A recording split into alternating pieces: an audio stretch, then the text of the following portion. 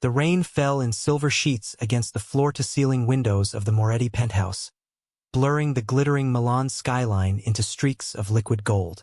Inside, warmth and wealth wrapped around every surface. Marble floors, crystal chandeliers, the scent of expensive wine and fresh roses. Lucia Moretti stood near the grand piano, her hand resting on the curve of her stomach where new life grew, watching her husband adjust his cufflinks in the mirror. He looked devastating in his tailored black suit. He always did. But tonight, something felt different. The air felt thin. Wrong. When the elevator doors opened and Serena Valenti stepped out in a crimson dress that clung to every curve, Lucia understood. She understood everything. Alessandro didn't look at his wife as he crossed the room. He didn't acknowledge the baby growing inside her. He simply offered Serena his arm, murmured something that made the blonde woman laugh, and walked toward the elevator. The sound of Serena's heels echoed like a countdown. Click, click, click. Lucia's champagne glass trembled slightly in her fingers. She didn't scream. She didn't beg. She simply watched the man she loved disappear with another woman, and felt her entire world collapse in absolute silence. Months later, Alessandro Moretti would see his wife again.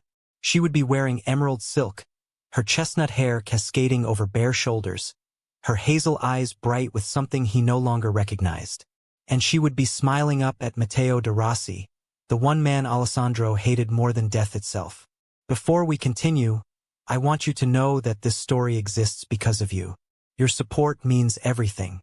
Please like, share, and subscribe so more stories like this can reach others who need them.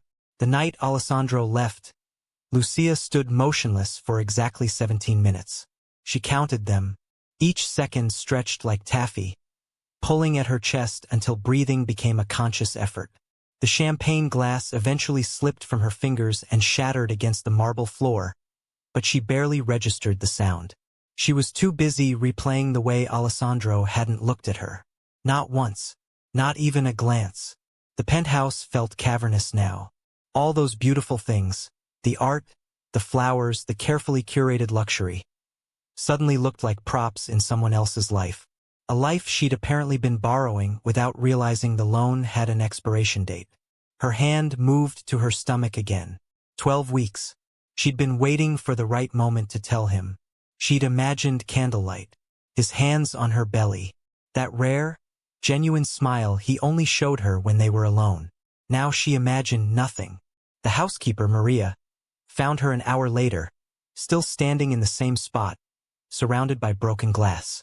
The older woman took one look at Lucia's face and asked no questions. She simply guided her employer's wife to the bedroom, helped her change into something soft, and brought her warm tea that Lucia couldn't taste. "Should I call someone, Signora?" Maria asked gently. Lucia shook her head. Who would I call? The question hung in the air, ugly and honest. She had no family left. Her parents had died in a car accident 3 years ago, just months before she met Alessandro at a charity gala. She'd been drowning in grief and he'd been magnetic, powerful, safe somehow despite his reputation. He'd swept her into his world with an intensity that had felt like being chosen by a god. Now she understood. Gods didn't love. They collected.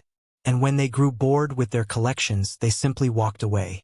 The first week passed in a haze. Lucia slept too much, ate too little, and avoided mirrors because she couldn't stand to see what weakness looked like. Alessandro's staff moved around her like ghosts. Their eyes full of pity, they were too professional to voice. She knew they'd heard things. Rumors traveled fast in the Moretti household. By the second week, the tabloids caught wind. Moretti heir spotted with mystery blonde. Trouble in the Moretti marriage? Serena Valenti, the woman who stole Milan's most dangerous bachelor. Lucia found a stack of newspapers on the kitchen counter, placed there by someone who was either thoughtless or cruel. She forced herself to look at every photograph. Alessandro and Serena at a restaurant. Serena's hand on his chest. His arm around her waist at a gallery opening. They looked perfect together. Two beautiful, ruthless creatures who belonged in the same orbit. She looked down at her tea and felt nothing. No, that wasn't true. She felt something unfurling beneath the numbness. Something quiet and cold that had teeth. Alessandro didn't come home. Days turned into weeks, and the penthouse remained exactly as he'd left it, except for the spaces where Lucia quietly began to erase herself. She moved her things from the master bedroom to a guest suite. She stopped wearing the jewelry he'd given her. She ate meals alone in the kitchen instead of the formal dining room, as if acknowledging she no longer belonged at the main table. The baby grew anyway. 16 weeks, then 18, then 20. She went to her doctor's appointments alone, sitting in waiting rooms full of happy couples and feeling like a ghost. The ultrasound technician told her the baby was healthy. Perfect heartbeat. Perfect development. A girl. Lucia cried for the first time since the night he left. She cried because her daughter would be perfect, and her father wouldn't know. She cried because she was building a human being alone in a body that felt like a borrowed house. She cried because somewhere across Milan, Alessandro was probably laughing at something Serena said, completely unaware that his legacy was forming fingers and toes inside a woman he'd discarded. When the tears stopped, something else began. The transformation started small. Lucia began eating properly, not for herself but for the baby. She started walking through the penthouse gardens each morning, breathing fresh air, letting sunlight touch her skin. She stopped reading the tabloids. She stopped caring what they said. Her body changed. Her belly rounded, firm and undeniable. Her cheeks regained their color. Her hair thickened and gleamed. Pregnancy suited her in ways that felt almost cruel, given the circumstances. She was becoming more beautiful in direct proportion to how abandoned she felt. At 24 weeks, she made a decision. She called a lawyer. Marco Benedetti was not what Lucia expected. He was younger than she'd imagined, mid-30s, with kind eyes behind wire-rimmed glasses and a calm demeanor that suggested he'd seen worse than a pregnant woman wanting to protect herself from her powerful husband. "You're not seeking divorce?" he asked, reviewing her documents in his sleek office. "Not yet." Lucia's hands rested on her belly. "I want to understand my options. I want to know what I'm entitled to. And I want to make sure my daughter is protected, no matter what happens." Marco studied her for a long moment. "You understand that Alessandro Moretti is not a man who takes kindly to being legally challenged. I understand who my husband is. Do you?" The question wasn't unkind. "Mrs. Moretti, I've represented several clients who've tried to navigate situations with powerful families. It rarely ends quickly, or quietly." Lucia met his gaze without flinching. "I'm not looking for quick. I'm not looking for quiet. I'm looking for leverage." Something shifted in Marco's expression. "Respect, maybe, or recognition. Then let's get you some leverage." The papers were filed discreetly. Not divorce papers, not yet. Just groundwork, asset documentation, custody frameworks. A paper trail that would become a fortress if she needed it. Lucia told no one what she was doing. She continued living in the penthouse, eating meals prepared by Alessandro's staff, sleeping in his guest room, growing his child. But inside, something had fundamentally shifted. She was no longer waiting for him to come back. She was preparing for war. Alessandro returned to the penthouse on a Tuesday evening, exactly 6 weeks after he'd left. Lucia heard the elevator open from the kitchen, where she was making herself tea.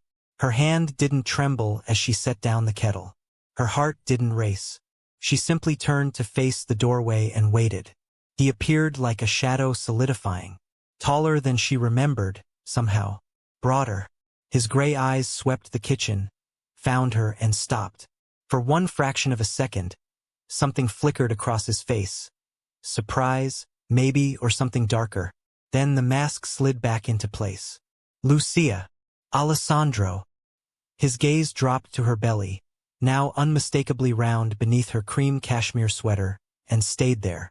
The silence stretched so long that Lucia could hear the clock ticking in the next room. "You're pregnant," he said finally. It wasn't a question. It was an accusation. "Yes." "How far along?" 26 weeks. He did the math. She watched it happen, watched him calculate backwards and realized that she'd been pregnant the night he left. That she'd known. That she'd been carrying his child while he walked out the door with another woman. Something shifted in his jaw. A muscle tightened. Released. "You didn't tell me. You didn't ask." The words hung between them like blades. Alessandro crossed the kitchen slowly, each step deliberate, until he stood close enough that she could smell his cologne. The familiar scent made her stomach lurch. Whether from longing or revulsion, she couldn't tell anymore. "I would have." "What?" She kept her voice soft, controlled. "Come back? Chosen me? Done the right thing out of obligation rather than love?" She shook her head. "I didn't want that. I don't want that now." His eyes darkened. "What do you want?" "Nothing from you." The answer landed like a slap. She watched him absorb it, watched confusion and anger and something almost like hurt cycle through his expression before settling into cold neutrality. "You're carrying my child," he said, as if reminding her. "I'm carrying my child." Her hand curved protectively over her belly. "You forfeited your claim when you walked out with her." "Lucia, don't." The word was quiet, but it stopped him cold. "Don't say my name like you still have the right to it. Don't look at me like I owe you explanations. You made your choice, Alessandro. Live with it." She stepped around him and walked out of the kitchen, leaving him standing alone among the marble and the moonlight. It was the first battle she'd won. It wouldn't be the last. Alessandro moved back into the penthouse. He claimed it was for the baby. He claimed he needed to be present for the pregnancy. He claimed a lot of things, but Lucia noticed he never claimed to have ended things with Serena. The tabloids certainly didn't suggest he had. If anything, the blonde woman's presence in his life seemed to have intensified. More public appearances, more photographs, more whispered rumors about the Moretti marriage being over in everything but name. Lucia watched it all with detached interest, like a scientist observing an experiment. This is what humiliation looks like, she thought. This is what abandonment feels like when it's happening in slow motion, publicly, with witnesses. She should have been devastated. Instead, she found herself getting stronger. The nursery was finished in early November. Lucia had designed it herself. Soft gray walls, white furniture, touches of rose gold that caught the light. It was elegant without being cold, warm without being cloying. Maria had helped her assemble the crib, and they'd spent an entire afternoon arranging and rearranging stuffed animals until everything felt perfect. Alessandro appeared in the doorway one evening and stood there, watching. "It's beautiful," he said. Lucia didn't turn around. She was folding tiny onesies, each one softer than the last. "Thank you. I could have hired designers. I didn't want designers. You didn't have to do this alone." Now she turned. "Actually, I did." He was wearing a dark sweater, no suit tonight, no armor. It made him look younger, softer, almost human. She didn't trust it. "I've made arrangements," he said, stepping into the room. "Doctors, security, everything the baby will need. I've made my own arrangements." "Lucia, I appreciate your concern." She kept her voice polite, professional. "But I've been handling this pregnancy alone for 6 months. I think I can manage the rest." "It's not about managing." His voice dropped, taking on an edge. "It's about what's best for my child. Our child." She folded another onesie. "And what's best for her is a mother who isn't constantly reminded of her humiliation. What's best for her is peace, stability, consistency." She finally looked at him. "None of which you've demonstrated an ability to provide." The words hit their mark. She watched his jaw tighten, his hands curl into fists at his sides. For a moment, she thought he might actually yell at her, something he'd never done in 3 years of marriage. Instead, he turned and walked out without another word. Lucia went back to folding onesies. Her hands were shaking, but only a little. The charity gala was Matteo de Rossi's idea, or at least it happened at an event he was hosting. A lavish fundraiser for children's hospitals, held in a restored palazzo that dripped with old money and new influence. Half of Milan's elite would be there, including, according to the rumor mill, Alessandro Moretti. Lucia wasn't planning to attend. She was 32 weeks pregnant, exhausted, and had zero interest in being displayed as the tragic abandoned wife at a society event. But then a hand-delivered invitation arrived at the penthouse, accompanied by a note that simply said, "Sometimes the best revenge is showing them what they gave up." She didn't know Matteo de Rossi. They'd met briefly at a few events over the years. He was impossible to miss, with his dark eyes and quiet intensity, but they'd never spoken beyond polite formalities. His reputation preceded him. Powerful, dangerous, and locked in a long-standing rivalry with the Moretti family that dated back generations. His invitation was audacious. It was also brilliant. Lucia studied the embossed cardstock for a long time. Then she called her stylist. The emerald gown was designed specifically for her. It flowed like water over her curves, accentuating her belly rather than hiding it. The fabric caught the light with every movement, making her look like a goddess of the sea. Her chestnut hair was swept over one shoulder in soft waves. Minimal jewelry, just diamond drops at her ears and a delicate bracelet. She looked at herself in the mirror and saw a stranger. A beautiful stranger. Powerful stranger. Someone who didn't need Alessandro Moretti to feel worthy. Matteo met her at the entrance. He was exactly as she remembered, tall, broad-shouldered, with dark hair and eyes the color of espresso. His suit was impeccable, his presence commanding without being aggressive. When he offered her his arm, his smile was small but genuine. "You came. You asked. I didn't think you would." Lucia placed her hand on his arm, feeling the strength beneath the expensive fabric. "Neither did I." They walked into the gala together, and the room went silent. Not literally. The orchestra kept playing, the champagne kept flowing, but a ripple passed through the crowd. Heads turned. Whispers started. Phone screens glowed as people captured the moment. Lucia Moretti, pregnant, abandoned, humiliated, on the arm of Matteo de Rossi. It was a declaration of war. Alessandro was standing near the bar when they entered. She saw him before he saw her, watched his posture stiffen as the whispers reached him, watched him turn with a glass of whiskey halfway to his lips. The glass stopped. His entire body stopped. For 3 full seconds he simply stared. Lucia knew exactly what he was seeing. Not the broken woman he'd left behind.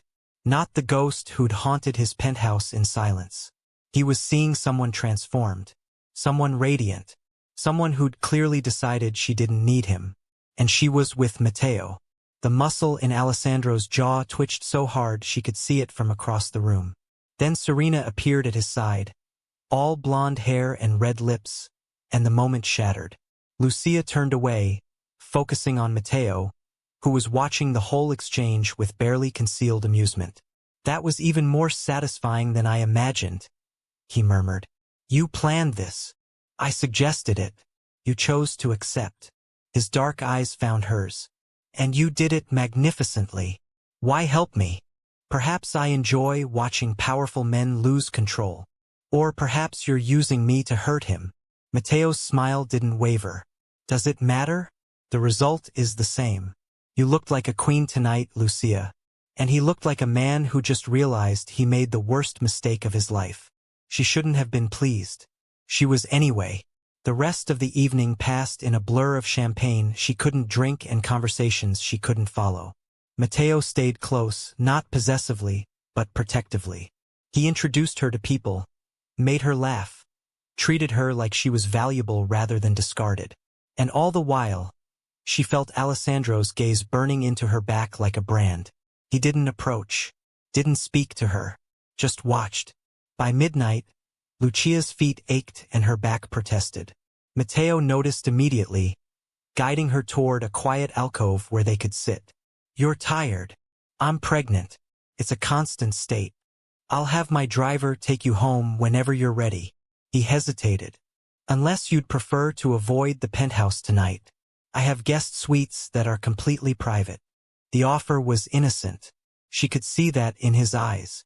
But she also knew how it would look if anyone found out. "Thank you, but I should go home." "Of course." He stood, offering his hand. "This doesn't have to be the last time, you know? The gala, The partnership. Partnership. Against a common enemy. His smile turned sharp.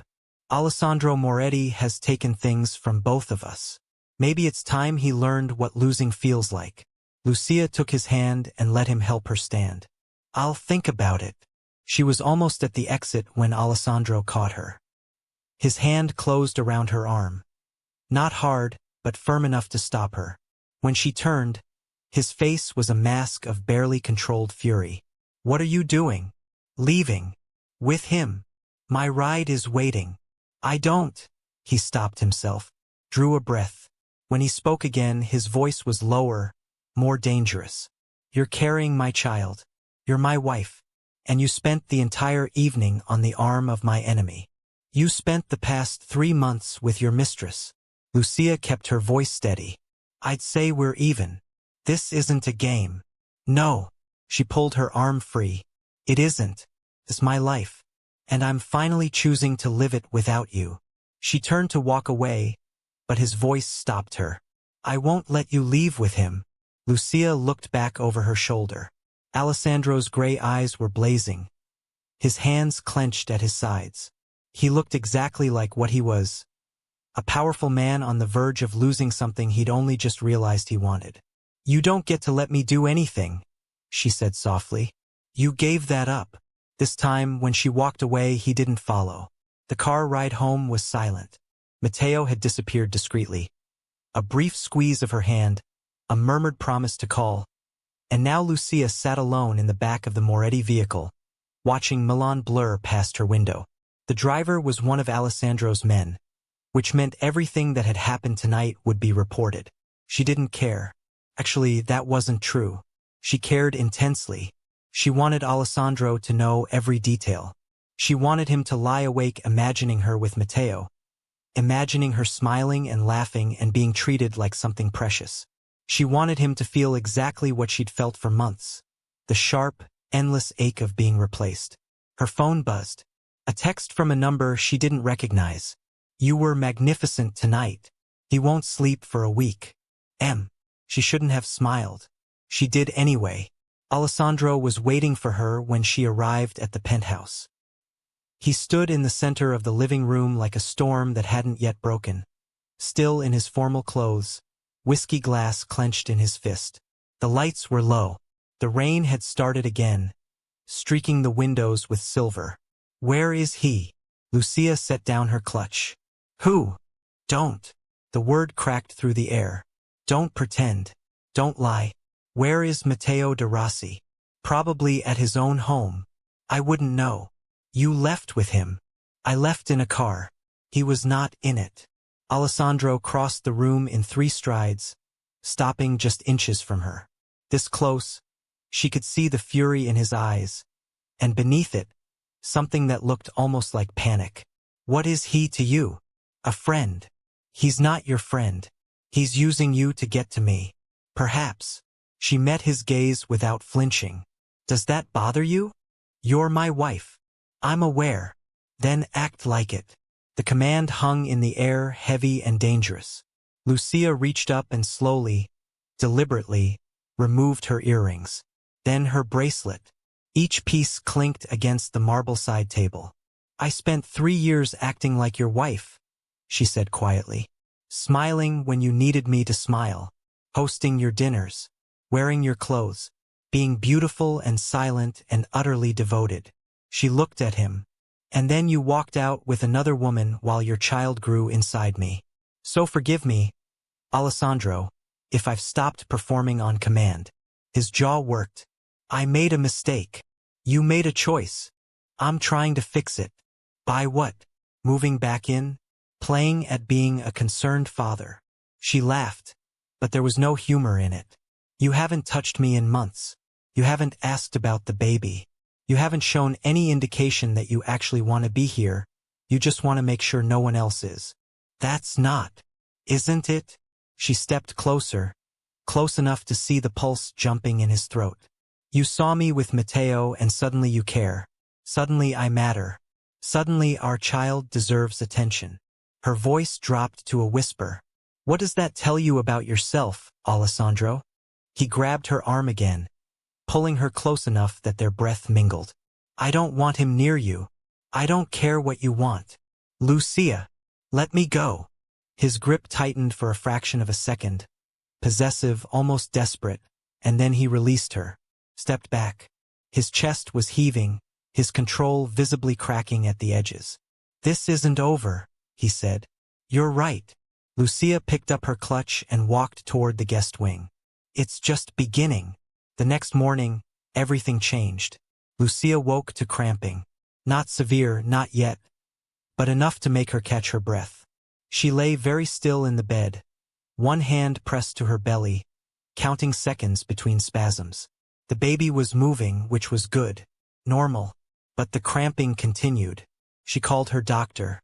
How far apart are the contractions? I don't know if they're contractions. They're just cramps. Any bleeding? No. Okay, I want you to come in.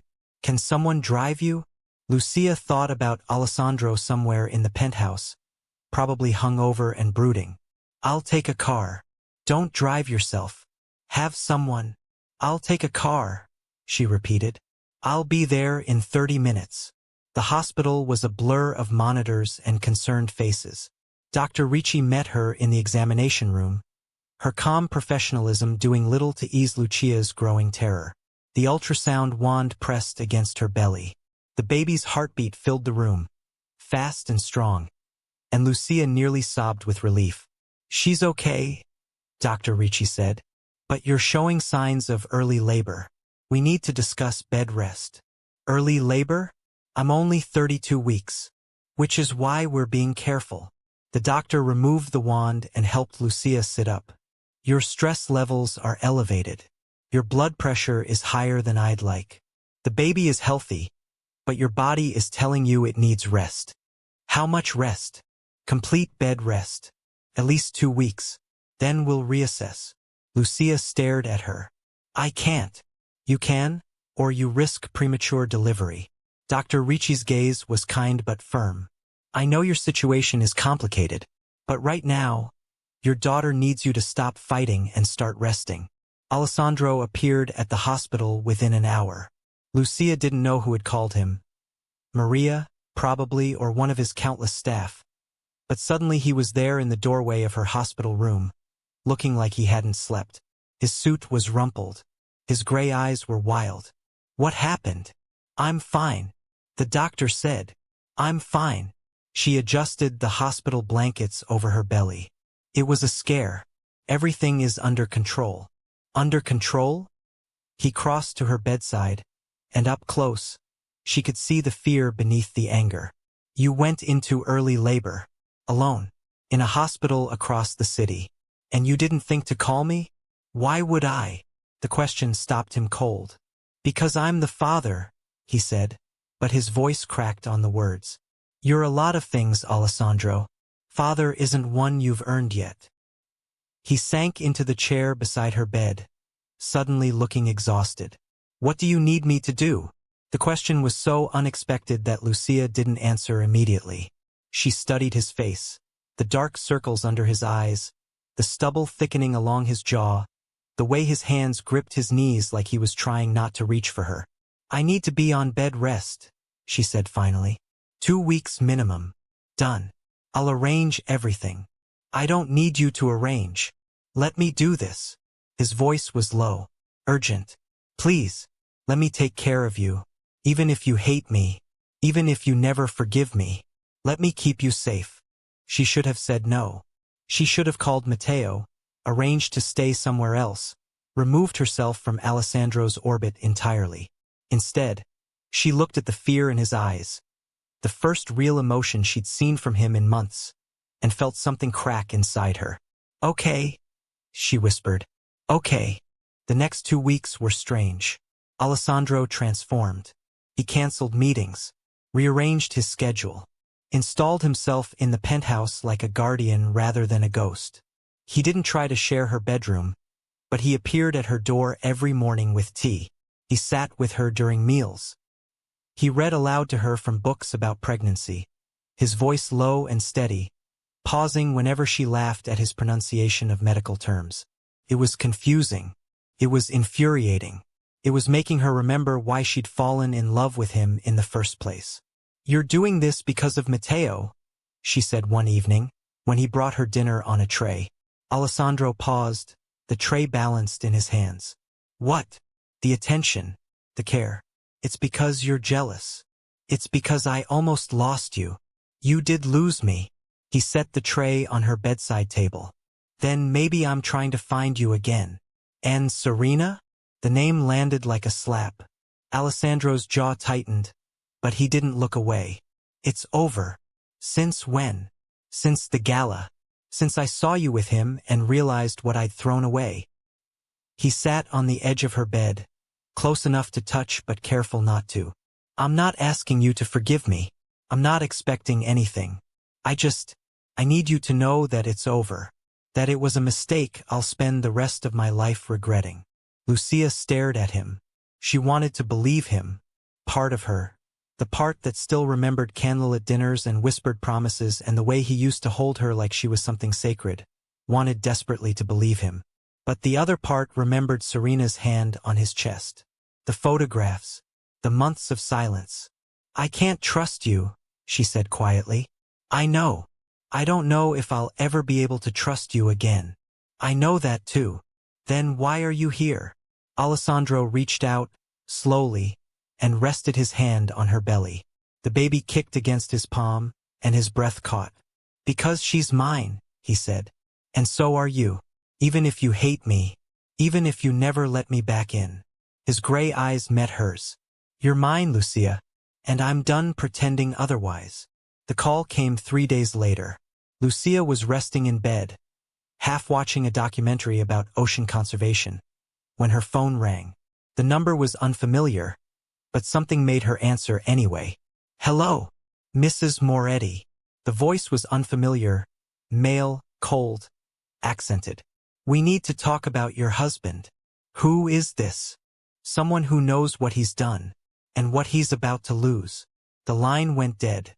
Lucia stared at the phone, her heart suddenly pounding.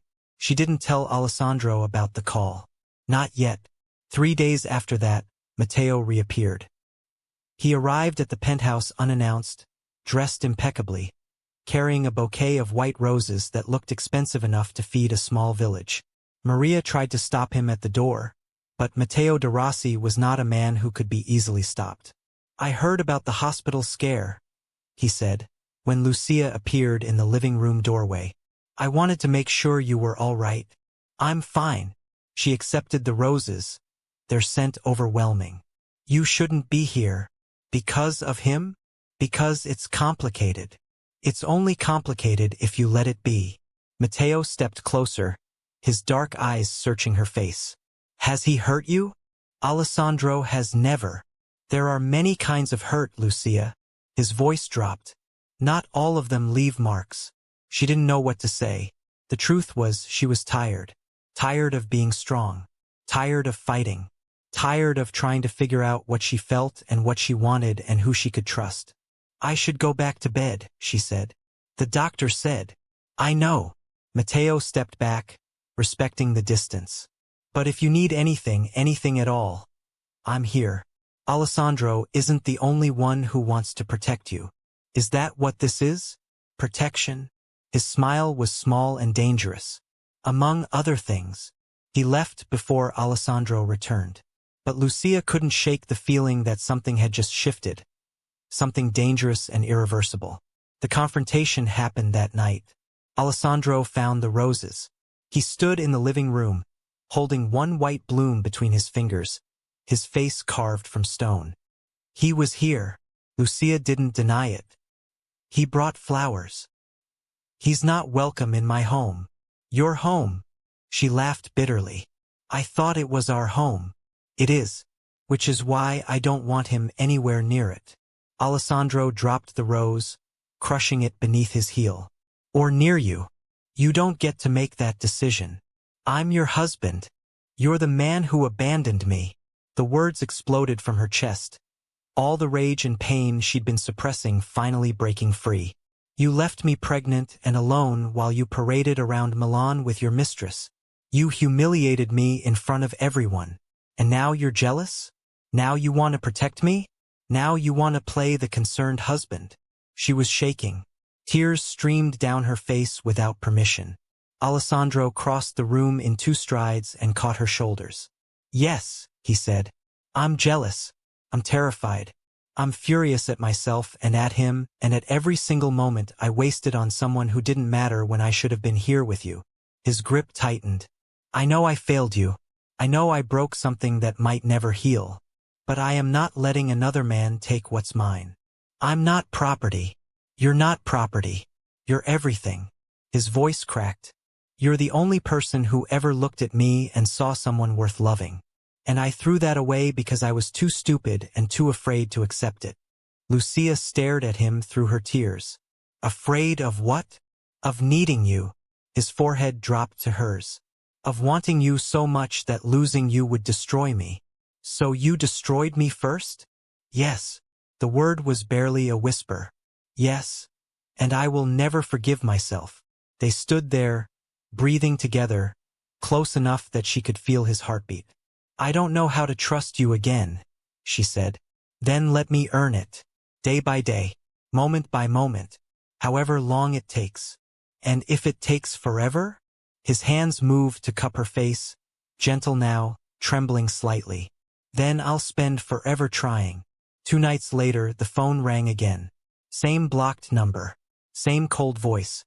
Did you tell your husband about our last conversation? Lucia's blood ran cold. What do you want? Revenge. A pause. But not against him. Against both of you. Your daughter will make excellent leverage. The line went dead. This time, Lucia screamed for Alessandro. The sound of her scream tore through the quiet of the penthouse like a physical blade. Alessandro didn't just walk to her room. He moved with the terrifying, lethal speed of a man who had spent his entire life anticipating violence. He crossed the marble hallway in seconds, his heart slamming against his ribs, his mind already cycling through a dozen catastrophic scenarios. When he burst through the door, Lucia was sitting on the edge of the bed, her face drained of all color. Her hands were clamped over her mouth, her hazel eyes wide and fixed on the phone trembling in her lap. Lucia. He was at her side in an instant, dropping to his knees so he was looking up at her. What happened? Are you hurt? She shook her head frantically, her chest heaving as she struggled to pull air into her lungs. The baby, she gasped, her voice breaking. He said they would use her. He said she was leverage. Alessandro's blood turned to ice. The desperate, remorseful husband who had been begging for her forgiveness vanished. In his place, the head of the Moretti syndicate rose to the surface. His gray eyes darkened to the color of a stormy sea. His posture shifted, his shoulders broadening, his presence suddenly filling the room with an oppressive, dangerous weight. Give me the phone, he said. His voice was terrifyingly calm. Lucia handed it to him with shaking fingers. Alessandro checked the call log. Blocked number. Burner protocol. He pulled out his own phone and dialed a single contact. Enzo, Alessandro said the moment his right-hand man answered. Lock down the building. No one enters or leaves without my direct authorization. Pull the security feeds for the last 48 hours and run a trace on a blocked call that just hit this device. I want a name in 10 minutes. He hung up without waiting for a response. Who was it? Lucia whispered, her hands moving instinctively to cradle her swollen belly. Alessandro. Who knows about the baby? Someone trying to exploit a perceived weakness, he said, standing up and gently guiding her back against the pillows.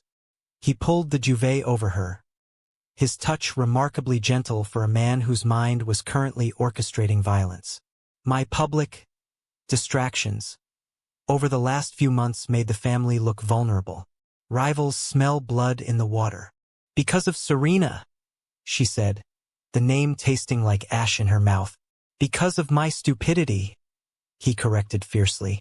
He sat on the edge of the mattress, taking her cold hands in his warm ones. But I am not distracted anymore. Do you understand me? I am entirely, completely focused on you. No one is touching you. No one is touching our daughter. Lucia looked into his eyes, searching for the man who had walked out on her. But that man was gone. The man looking back at her was a monster to the rest of the world, but he was her monster. And right now, he was the only thing standing between her and the dark. "Stay with me," she whispered, the exhaustion of the pregnancy and the terror of the threat finally catching up to her. "I'm not going anywhere," he vowed. He stayed. He sat in the armchair beside her bed for the rest of the night, his phone buzzing constantly with encrypted messages, his gray eyes never leaving her face. Every time she stirred in her sleep, he leaned forward, watching her breathe, standing guard over the only things in his life that actually mattered. The next morning, the penthouse was transformed into a fortress. Armed guards stood at the elevator banks. The security shutters on the lower floors were engaged. Maria, the housekeeper, moved through the rooms with a tight, worried expression, bringing Lucia warm broth and herbal tea. Alessandro had set up a temporary command center in the formal dining room. The long mahogany table was covered in laptops, tablets, and scattered files. Enzo, a broad-shouldered man with a scar cutting through his left eyebrow, stood by the window, speaking in hushed, urgent tones. Lucia watched them from the hallway, her hand resting on the doorframe. She had never seen this side of his life up close. Alessandro had always kept his business strictly separated from their marriage. He had wanted her to be his sanctuary, his pure, untouched escape from the violence of his world. But seeing him now, commanding, ruthless, his mind working like a tactical supercomputer, she realized how foolish it had been to think she could ever truly be separated from who he was. "The Vieri family," Enzo was saying, his voice carrying down the hall. "They've been pushing into the southern shipping routes for months. They think you're compromised. They think the scandal with the Valenti woman made you soft. The call was a probe, boss. They're testing your reaction time." Alessandro didn't look up from the tablet in his hands. If it was just a probe, they wouldn't have mentioned the child. "They have inside information. Someone in my inner circle is leaking details about my private life. We're sweeping the staff," Enzo said. "But boss, if the Vieri are making moves, they won't stop at phone calls. They'll try to take a physical asset. Something you can't replace." Alessandro's head snapped up. His gray eyes locked onto Lucia standing in the doorway. "She is not an asset," he said, his voice dropping to a lethal whisper that made Enzo physically take a step back. "She is my wife, and if the Vieri so much as look in her direction, I will burn their entire operation to the ground." Lucia felt a shiver trace down her spine. It wasn't fear of him. It was the terrifying realization of how much power he wielded, and how entirely it was now directed at protecting her. She stepped into the room. "You can't fight a war while I'm trapped in this apartment, Alessandro." "I can and I will.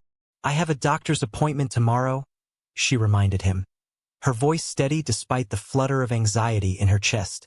"Dr. Ricci needs to check my blood pressure and the baby's positioning. I can't skip it because of a threat."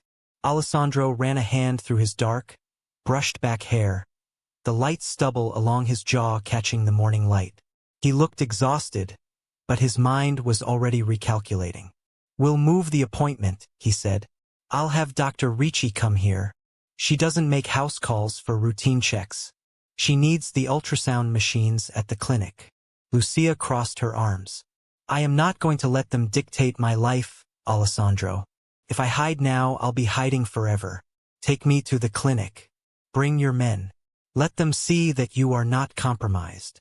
He stared at her for a long moment. The old Alessandro would have simply ordered her to stay. He would have used his authority to override her. But this Alessandro, the one trying to earn her back, nodded slowly. "All right," he said. "We go to the clinic. But we do it my way." The preparation for the clinic visit was a masterclass in paranoid logistics. 3 SUVs, 6 armed men. A decoy vehicle sent out an hour early to draw out any potential watchers. Alessandro insisted on driving the primary vehicle himself, refusing to let anyone else sit behind the wheel when his wife was in the back. Lucia sat in the rear seat, the tinted windows hiding her from the Milan streets. Alessandro sat beside her, his left hand resting on his thigh, his right hand firmly holding hers. His thumb stroked her knuckles in a slow, rhythmic motion that betrayed the tension coiling beneath his skin. "You're quiet," he murmured, his eyes scanning the traffic ahead.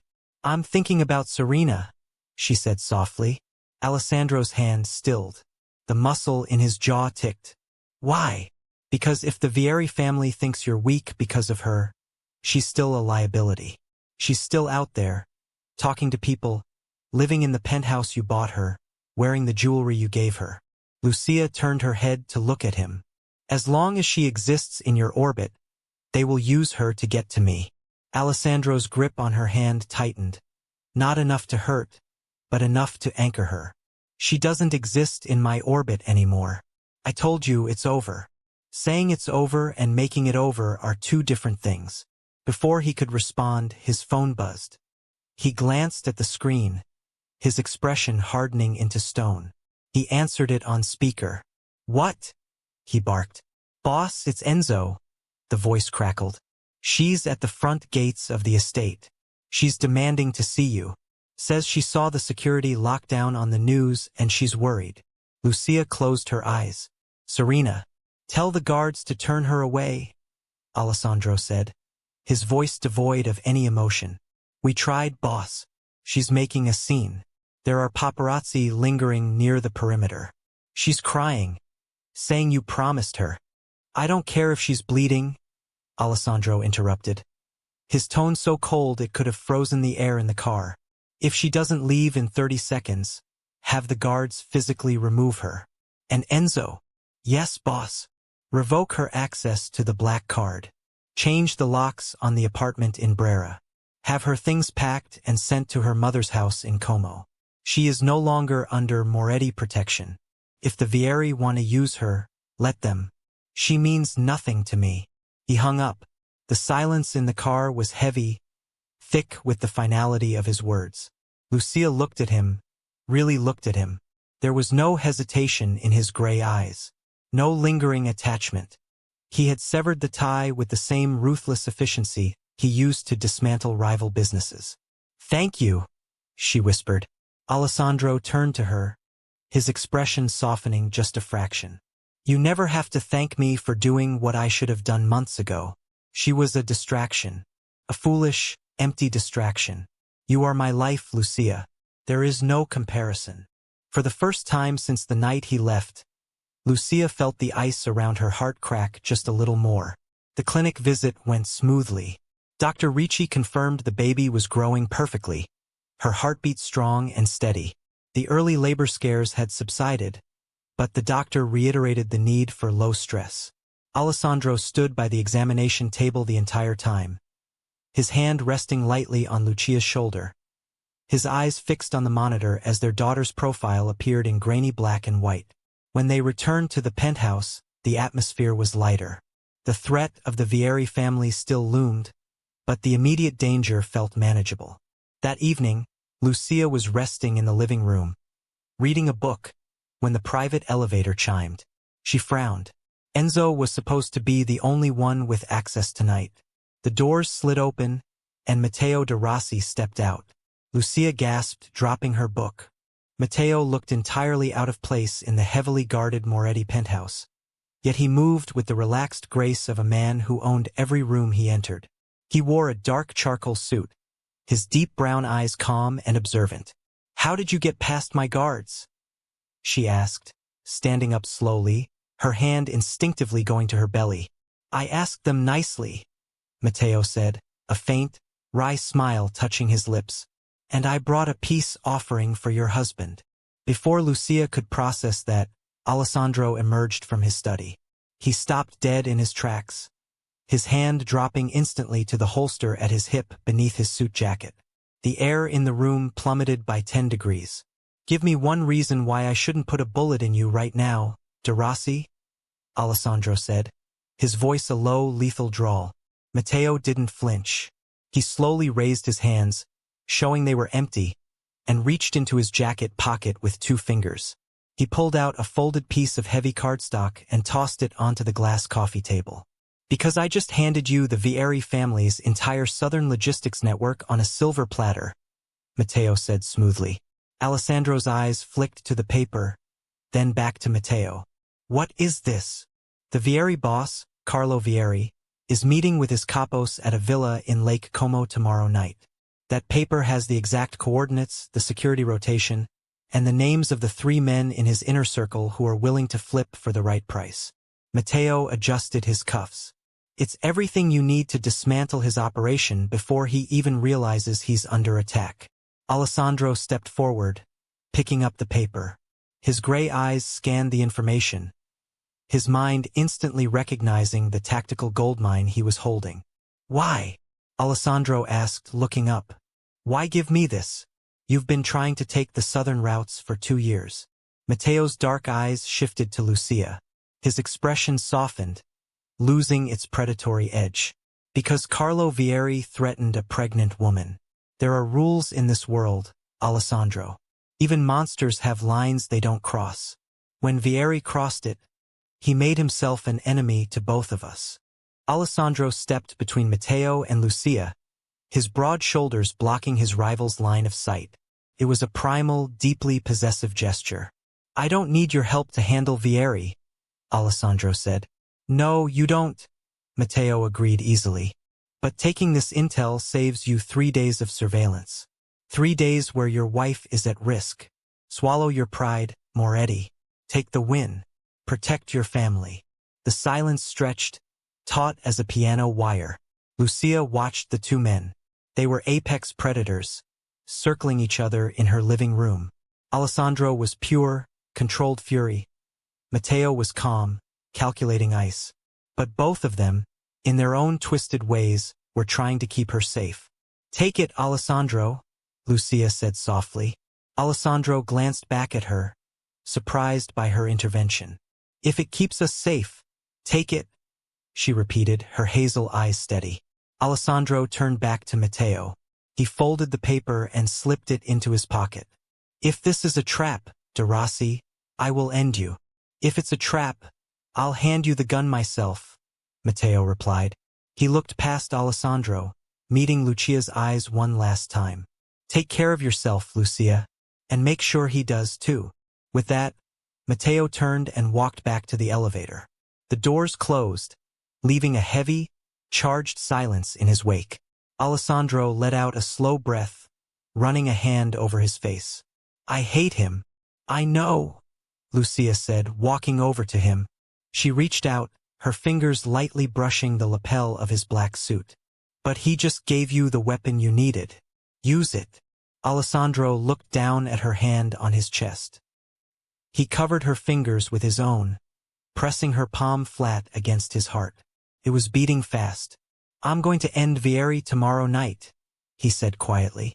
And when it's done, no one will ever threaten you again. The takedown of the Vieri family was swift, brutal, and entirely off the books. Alessandro left the penthouse at midnight. He kissed Lucia's forehead, his lips lingering against her skin, and promised he would be back before she woke. Lucia didn't sleep.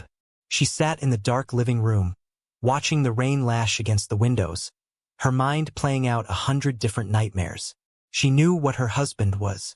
She knew the violence he was capable of. For 3 years, she had willfully ignored the blood on his hands because he had always been so gentle with her. But tonight, the violence was coming to their doorstep, and she couldn't look away. At 4 a.m., the elevator chimed. Lucia stood up, her heart in her throat. The doors opened. Alessandro stepped out. He was breathing heavily. His black suit jacket was gone. His white dress shirt was unbuttoned at the collar, and there was a dark, wet stain blooming across his left shoulder. Lucia gasped, rushing forward. Alessandro, I'm fine, he grunted, catching her before she could collide with his injured side. It's a graze, just a graze. Enzo is handling the cleanup. You're bleeding, she said, her voice pitching up in panic as she looked at the dark stain. Lucia, look at me. He cupped her face with his right hand, his gray eyes locking onto hers. I'm fine. Vieri is done. His capos flipped. The threat is neutralized. It's over. She stared at him, her chest heaving. The adrenaline that had been keeping her upright for hours suddenly evaporated, leaving her weak and trembling. "You promised you'd be back before I woke up?" she whispered, a tear finally spilling over her lashes. "I know." He pulled her gently against his good side, burying his face in her chestnut hair. "I'm sorry. I'm so sorry." He guided her to the sofa, sitting down and pulling her into his lap. Lucia didn't resist. She curled against him, careful of his shoulder, and for the first time in months, she let herself be held. Enzo arrived 10 minutes later with a private medic. The medic cleaned and stitched the graze on Alessandro's shoulder while Lucia watched, her face pale but her eyes fierce. When the medic left, Enzo lingered by the door. "Boss," Enzo said quietly, "there's one loose end. The leak in the inner circle. We found him." Alessandro's arm tightened around Lucia. "Who?" "Fabrizio, one of the junior accountants. He was feeding Vieri information about your schedule and the pregnancy. We have him at the warehouse." Alessandro's face went completely blank. The transition from husband to executioner was instantaneous. "Tell the men to wait for me." "No," Lucia said. Both men looked at her. Lucia sat up, sliding off Alessandro's lap. She looked at her husband, seeing the dark, murderous intent in his eyes. She knew what happened at the warehouse. She knew men didn't come back from it. "You're injured," she said, her voice shaking but resolute. "You've done enough tonight. Let Enzo handle it. Please, Alessandro, don't leave me again tonight. Not like this." Alessandro stared at her. The war inside him was visible, the need to exact personal vengeance warring against his desperate need to stay by her side. He looked at Enzo. "Handle it. Make it clean. And make sure he never speaks again." "Understood, boss." Enzo nodded and slipped out the door. When they were alone, the silence of the penthouse rushed back in. Alessandro stood up, wincing slightly as his shoulder pulled, and held out his right hand to her. "Come to bed," he said softly. The master bedroom was bathed in the soft, silver light of the pre-dawn sky. Lucia stood by the window, looking out at the sleeping city. She was wearing a silk nightgown that draped elegantly over her pregnant form. Her long chestnut hair tumbled down her back in loose waves. She looked ethereal, untouchable. Alessandro stood in the doorway, watching her. He had changed into dark sweatpants, his bandaged shoulder bare. He felt entirely unworthy of the woman standing in his room. "You're staring," she said without turning around. "I'm memorizing," he replied, stepping into the room. "I spent 6 months looking at things that didn't matter. I'm making up for lost time." Lucia turned to face him. The emotional walls she had built so carefully over the last few months were crumbling, brick by brick. The terror of the threat, the relief of his return, the sight of his blood. It had all stripped away her defenses. "I was so angry at you," she said, her voice barely above a whisper. "When you left, I was so angry that I couldn't breathe. And then the anger turned into this cold, hollow ache. I convinced myself I didn't need you. I convinced myself I was better off." Alessandro stopped a few feet away from her, his hands hanging at his sides. He didn't interrupt. He just let her speak. "But when that man called, when he threatened our baby," she wrapped her arms around her stomach, her hazel eyes shining with unshed tears. "I realized I was terrified, not just for her, but for you. I was terrified that you would die out there. And the last thing I ever said to you would be that I didn't trust you." "Lucia, don't," she choked out, a tear finally falling. "Just let me say it. I was so lonely, Alessandro. I was carrying our child, and my husband was with another woman, and I was so profoundly, deeply lonely. It broke me. It broke something inside me that I don't know how to fix." Alessandro closed the distance between them. He didn't touch her yet. He just stood close enough that she could feel the heat radiating from his skin. "You don't have to fix it," he said, his voice thick with emotion. "Let me fix it. Let me spend the rest of my life putting the pieces back together." "I don't know if I can go back to how it was," she whispered. "I don't want you to," he said fiercely. How it wasn't good enough. I took you for granted. I thought having you was enough, so I stopped trying. I stopped showing you. I want to build something new, Lucia. Something real. Something where you never have to wonder if you're the only woman in my world. He slowly raised his hand, his knuckles lightly brushing the wet track of a tear on her cheek. His touch was reverent, worshipping. I love you, he said. The words were raw, torn from his chest. I have loved you since the moment I saw you at that gala. I was just too arrogant and too stupid to know how to hold on to it. But I know now, and I will never let you go again. Lucia looked up into his gray eyes. She saw the regret, the obsession, the desperate, consuming love that had driven him to tear apart a rival family just to keep her safe. She reached up and placed her hand over his, pressing his palm against her cheek. Show me, she whispered. Alessandro's breath hitched. He leaned down, his lips brushing against hers. It wasn't a demanding kiss. It was a question, a plea. When she parted her lips and let him in, a sound tore from his throat, something between a groan and a prayer. He wrapped his good arm around her waist, pulling her flush against him. His hand tangled in her thick chestnut hair, tilting her head back as he deepened the kiss. It tasted like salt and forgiveness and months of starved, desperate longing. Lucia's hands moved to his chest, feeling the heavy, rapid thud of his heart beneath her palms. She mapped the hard lines of his torso, her fingers tracing the edge of the bandage on his shoulder, grounding herself in the reality that he was here. He was alive. He was hers. He broke the kiss only to trail his lips down her jaw, pressing open-mouthed kisses to the sensitive skin of her neck. You're so beautiful, he murmured against her pulse. So incredibly beautiful. He scooped her up into his arms, mindful of his injured shoulder, and carried her to the massive bed. He laid her down against the dark silk sheets, following her down, his body caging hers in a protective, possessive embrace. There was no rush, no frantic tearing of clothes. Every touch was deliberate, heavy with the weight of their reconciliation.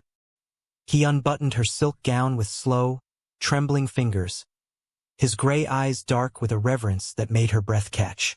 When his skin finally met hers, the heat was electric. He moved over her, his weight supported on his right arm, his left hand gently cradling the curve of her pregnant belly. He pressed a kiss to her stomach, right over the spot where their daughter was sleeping. My girls, he whispered against her skin, his voice breaking. My entire world. Lucia pulled him up, tangling her fingers in his dark, brushed-back hair, and drew his mouth back to hers. The rest of the world faded away. The Mafia, the rivals, the betrayals. None of it existed in the quiet dark of their room. There was only the slide of skin against skin, the mingled breaths, the quiet, desperate sounds of two people finding their way back to each other. When the crest finally came, it was slow and shattering, leaving them both breathless and tangled together in the sheets. Alessandro held her tightly against his chest, his face buried in her hair, his heart beating a steady, reassuring rhythm against her back. For the first time in 6 months, Lucia closed her eyes and felt completely, entirely safe. The weeks that followed were a masterclass in Alessandro's devotion. He didn't just stay in the penthouse, he restructured his entire life around it. He moved his primary office to the study down the hall. He attended every single doctor's appointment. He read pregnancy books until he could quote them verbatim. He rubbed her swollen feet every night without being asked. The underworld of Milan watched in stunned silence as the ruthless Moretti Don transformed into a fiercely devoted family man. The rumors of his affair died completely, replaced by whispers of his terrifying, obsessive protection of his wife. Serena Valenti vanished from the public eye. Stripped of her allowance, her apartment, and her status, she quietly left Milan for a small town in the south, her glamorous life reduced to a cautionary tale whispered in high society salons. Matteo de Rossi kept his distance. True to his word, he stepped back, focusing his syndicate's efforts on the northern territories, leaving the south entirely to Alessandro. The rivalry remained, but the venom was gone. replaced by a grudging, silent respect. As Lucia's due date approached, the penthouse was transformed. The nursery was fully stocked, the staff was trained in infant care, and the security was tighter than a bank vault. The public claim came at the annual Moretti Syndicate Winter Gala. It was the most important social event of the underworld calendar. Every boss, every capo, every politician on the Moretti payroll was in attendance. In previous years, Alessandro had attended alone, or with a discreet date. This year he arrived with his wife. The ballroom of the Palazzo Real fell dead silent when the grand doors opened. Lucia stepped inside on Alessandro's arm. She was 38 weeks pregnant, her body heavy and radiant. She wore a custom-designed gown of deep midnight blue velvet that hugged her curves and flared softly at the bottom. Diamonds glittered at her throat and wrists, but it was her presence that commanded the room. She held her head high, her hazel eyes calm and regal. Alessandro stood beside her, a towering figure in a perfectly tailored black tuxedo. His dark hair was brushed back, his jawline sharp, his gray eyes sweeping the room with a daring, challenging glare. His hand rested possessively, proudly, on the small of her back. He didn't just walk her into the room. He presented her. As they moved through the crowd, Alessandro stopped at every table. He introduced Lucia not just as his wife, but as the future matriarch of the Moretti family. He forced hardened criminals and corrupt politicians to bow their heads and kiss her hand. Anyone who disrespects her, Alessandro announced to the room, his voice carrying over the quieted orchestra, disrespects me, and you all know how I handle disrespect. The message was received. The room erupted into polite, terrified applause. Lucia squeezed his arm, leaning into his side. You didn't have to do that, she murmured, a small smile playing on her lips.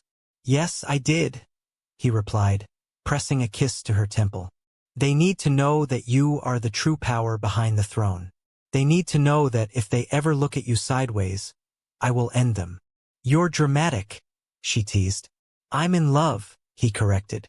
They danced slowly in the center of the floor, oblivious to the hundreds of eyes watching them. Alessandro held her close. His hand splayed protectively over her belly. Thank you, she whispered against his chest, for bringing me back. You brought yourself back, he said softly. I just cleared the path. 3 days later, the path led to the hospital.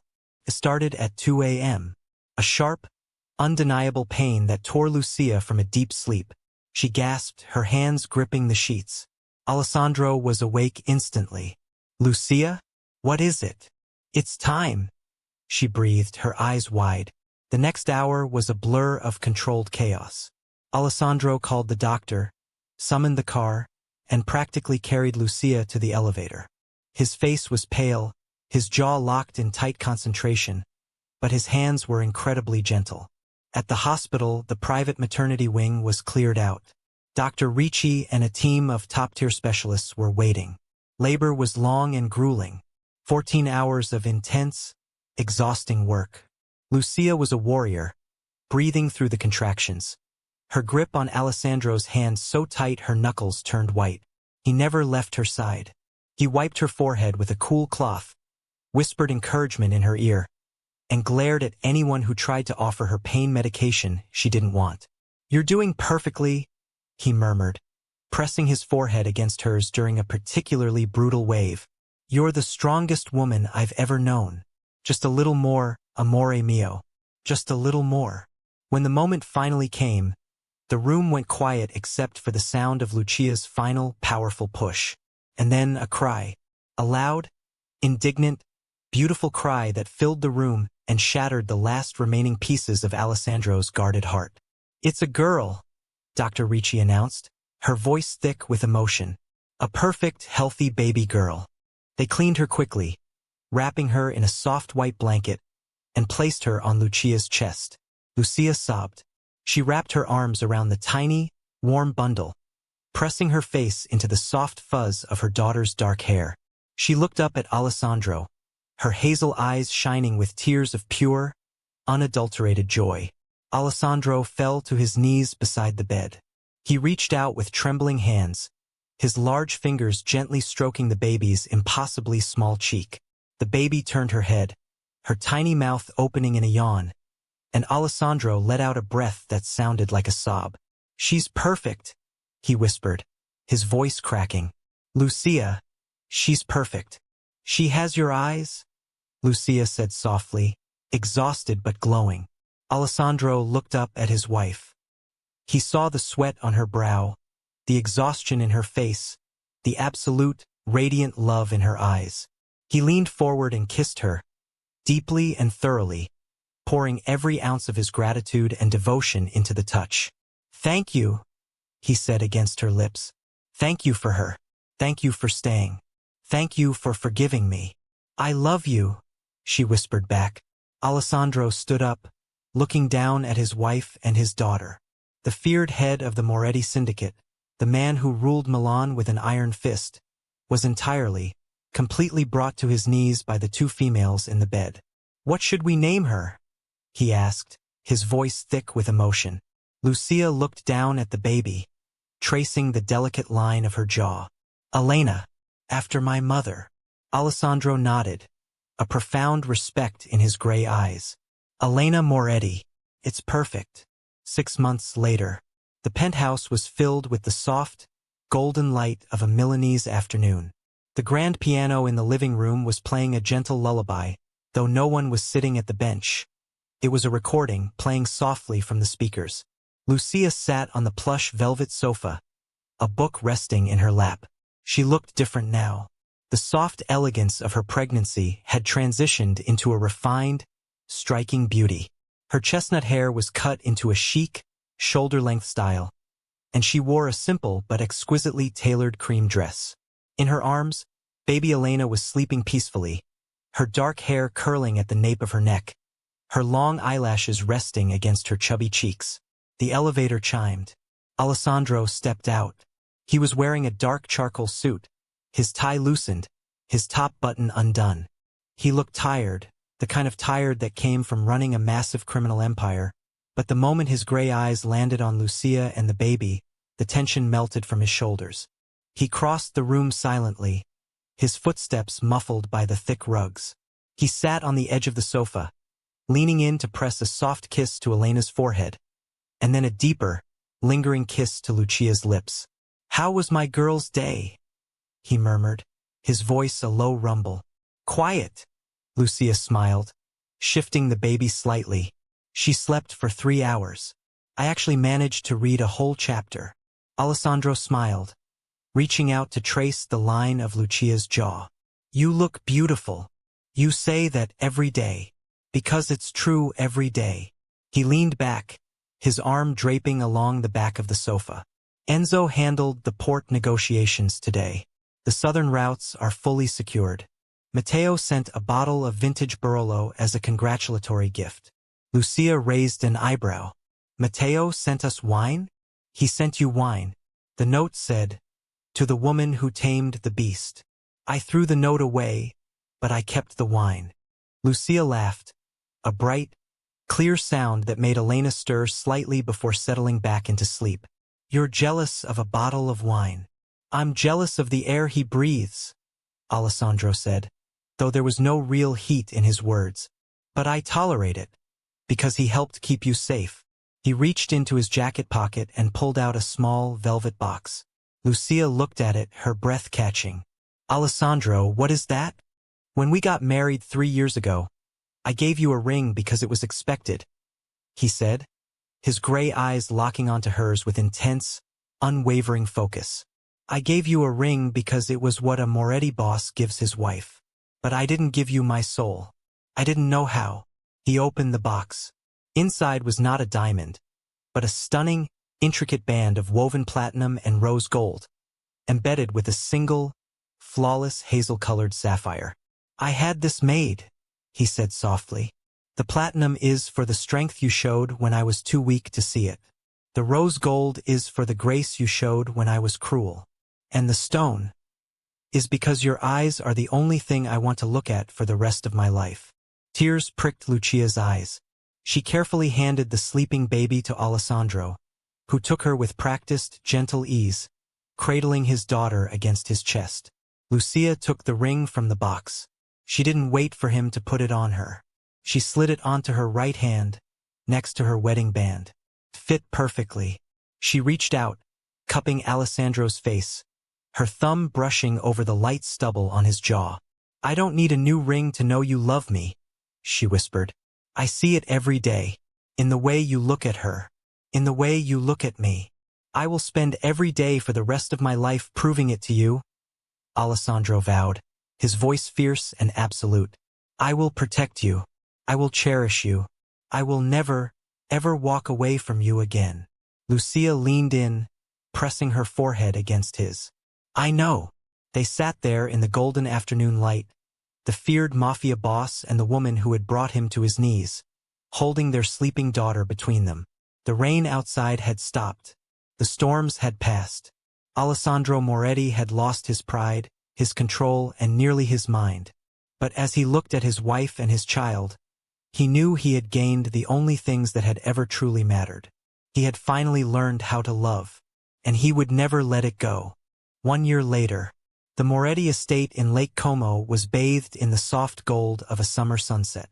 The villa sat perched above the glittering water, its stone walls draped in cascading wisteria, its gardens immaculate and fragrant with jasmine and roses. It was here, away from the chaos of Milan, that Alessandro had chosen to renew his vows. Not because the law required it, not because society expected it, but because he needed Lucia to know, in front of everyone who had ever doubted them, that she was his beginning, his end, and every breath in between. The ceremony was intimate. 50 guests, hand-selected. No business associates. No politicians. Only the people who had witnessed the worst of their story and believed in the best of their love. Lucia walked down the aisle alone. She had no father to give her away. No family left to stand beside her. But she didn't need anyone to hold her up. She had learned how to stand on her own. Her gown was simple. Ivory silk that flowed like water, skimming her curves with quiet elegance. Her chestnut hair was swept into a soft chignon, a few loose tendrils framing her face. She carried a bouquet of white roses and trailing greenery, but it was her eyes that held the room captive. Hazel, warm, radiant, and fixed entirely on the man waiting for her at the altar. Alessandro stood in a perfectly tailored black suit, his dark hair brushed back, his gray eyes shining with an emotion he no longer tried to hide. His hands were clasped in front of him, but they were trembling. The most powerful man in Milan, brought to his knees by the sight of his wife walking toward him. When she reached him, he took her hands in his. "You came back to me," he whispered, his voice thick. "I never really left," she replied softly. "I was just waiting for you to find your way home." The officiant spoke the traditional words, but neither of them truly heard. They were lost in each other, in the journey that had brought them here, through betrayal and heartbreak and the slow, painful work of rebuilding trust. When it came time for the vows, Alessandro stepped closer, his thumbs brushing over her knuckles. "Lucia," he began, his voice carrying across the silent garden. "I have done things in my life that I will never be able to undo. I have hurt people. I have destroyed enemies. I have walked through darkness without flinching." He paused, his jaw tightening. "But the worst thing I ever did was walk away from you." A tear slipped down Lucia's cheek. She didn't wipe it away. "You didn't just forgive me," Alessandro continued. "You showed me what it means to be worthy of forgiveness. You showed me that love isn't about possession or control. It's about choosing someone every single day, even when it's hard, even when you're afraid." He lifted her hand to his lips, pressing a kiss to her knuckles. "I choose you, Lucia, today, tomorrow, for the rest of my life. I will never stop choosing you." Lucia's breath hitched. She squeezed his hands, grounding herself in his warmth. "Alessandro," she said, her voice steady despite the tears. "You broke me. You broke something inside me that I thought would never heal." She watched his face crumple with guilt, and she reached up to cup his cheek.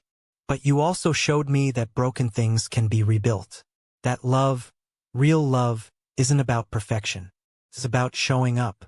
It's about fighting for each other, even when it hurts. She smiled, soft and radiant. I choose you too, not because I need you to survive, but because I want you beside me while I live. I want to build a life with you, a real life, full of mess and chaos and a little girl who has your stubbornness and my patience. A ripple of quiet laughter passed through the guests. I love you, Lucia whispered, and I will keep loving you, for as long as you keep choosing me. Alessandro pulled her into his arms, not waiting for the officiant to finish. He kissed her deeply, thoroughly, in front of everyone. A declaration and a promise and a seal on everything they had survived. When they finally pulled apart, the garden erupted in applause. But neither of them heard it. They only heard each other.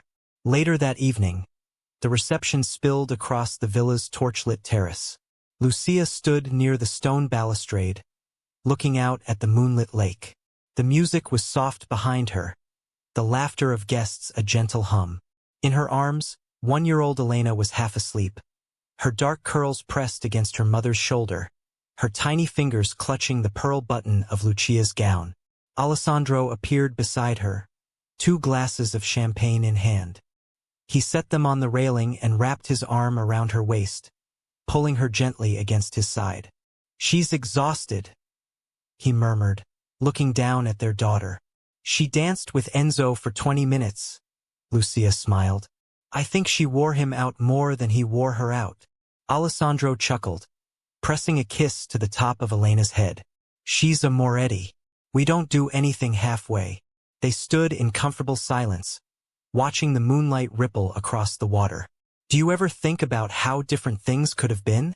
Lucia asked quietly. Alessandro was silent for a moment. When he spoke, his voice was low and honest. Every day, he admitted. I think about the night I left. I think about the months I wasted. I think about how close I came to losing you forever. He turned her gently to face him, his gray eyes dark with intensity. And then I look at you, her, at the life we've built. And I know that every moment of pain was worth it, because it led me here. Lucia reached up, tracing the line of his jaw. No more walking away, she said softly. Never again, he vowed. He leaned down and kissed her, slow, deep, and full of promise. Above them, the stars burned bright over Lake Como, indifferent to the empires and enemies and battles below. But in the quiet of the terrace, wrapped in each other's arms, Alessandro and Lucia Moretti had found something more powerful than any dynasty. They had found their way home. The end. Thank you so much for listening to this story. If it moved you, made you feel something real, please take a moment to like, share, and subscribe. Your support means the world and helps more stories like this reach people who need them. Until next time, take care of your heart.